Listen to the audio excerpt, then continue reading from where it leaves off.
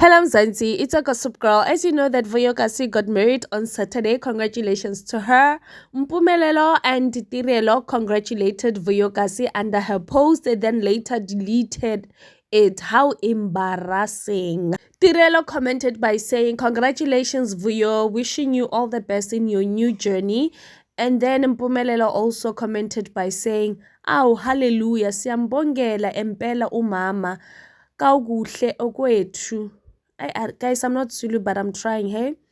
So they also deleted these comments because wow, the comments were burning. You know, even Tirelo, she blocked all of her pictures, comments on Instagram because everyone is just tagging her.